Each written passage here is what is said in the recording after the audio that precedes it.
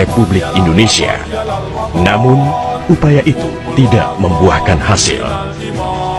Bung Karno galau. Ia menghitung jika sampai terjadi peperangan, secara matematis tidak akan mungkin bisa mengalahkan sekutu. Persenjataan mereka jauh lebih lengkap dan keahlian militernya lebih memadai.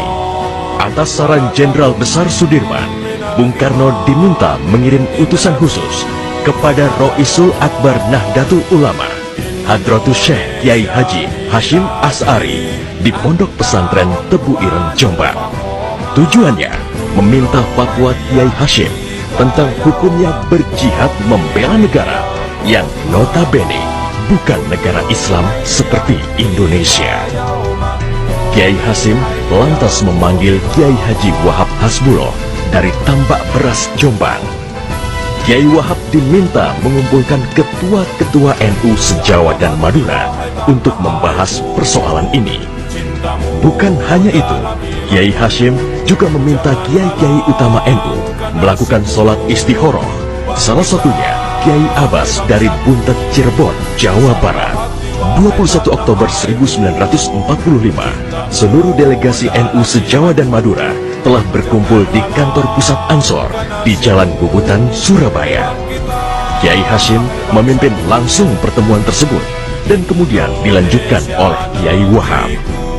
Setelah melalui diskusi yang cukup panjang dan mendengarkan hasil istikharah para kiai utama NU, esok siangnya, tanggal 22 Oktober 1945, pertemuan menghasilkan 3 rumusan penting yang kemudian dikenal dengan istilah Resolusi Jihad NU. Pertama, setiap muslim, tua, muda, dan miskin sekalipun, wajib memerangi orang kafir yang merintangi kemerdekaan Indonesia. Kedua, pejuang yang mati dalam membela kemerdekaan Indonesia layak dianggap syuhada.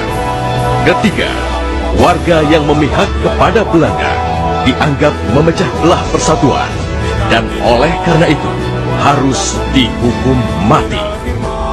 Dokumen resolusi jihad ditulis dalam huruf Arab Jawa atau pegon, ditandatangani Kiai Haji Hashim Asy'ari, disebarluaskan ke jaringan pesantren, tak terkecuali kepada komandan-komandan Laskar Hizbullah dan Sabilillah di seluruh penjuru Jawa dan Madura.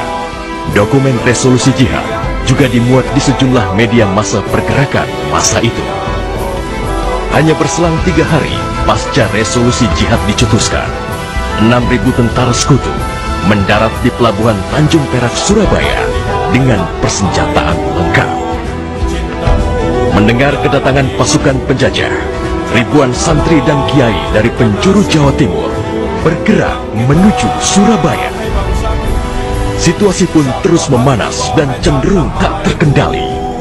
Resolusi Jihad NU telah memompa semangat perlawanan rakyat dan memicu terjadinya pertempuran hebat selama 3 hari di Surabaya, tanggal 27, 28, dan 29 Oktober 1945.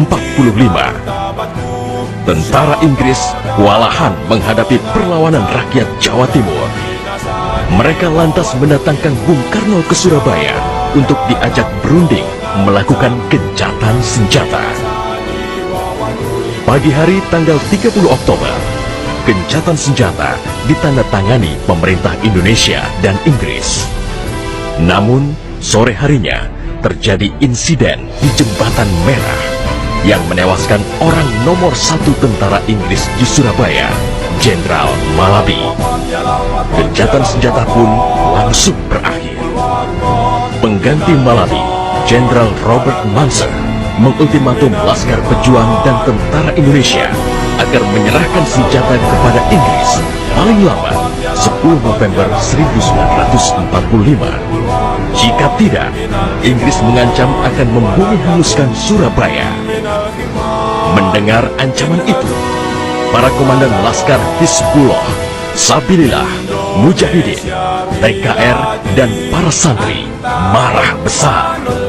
Seorang pemuda bernama Sutomo atau yang dikenal dengan Bung Tomo sowan kepada Kiai Hashim. Ia meminta izin kepada Kiai Hashim untuk menyiarkan dan menyebarluaskan resolusi jihad melalui radio. Bismillahirrahmanirrahim. Merdeka! Saudara-saudara penduduk kota Surabaya,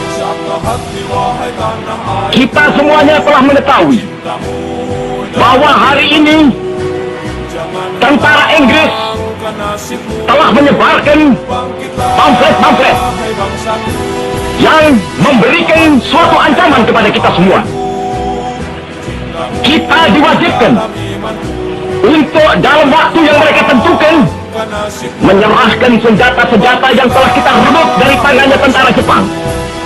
Tetapi inilah jawaban kita.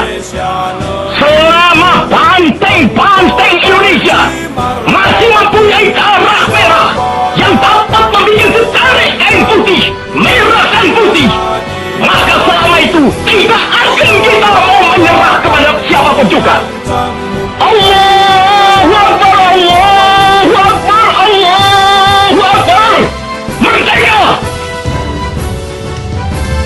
Pertempuran 10 November membuat malu tentara Inggris.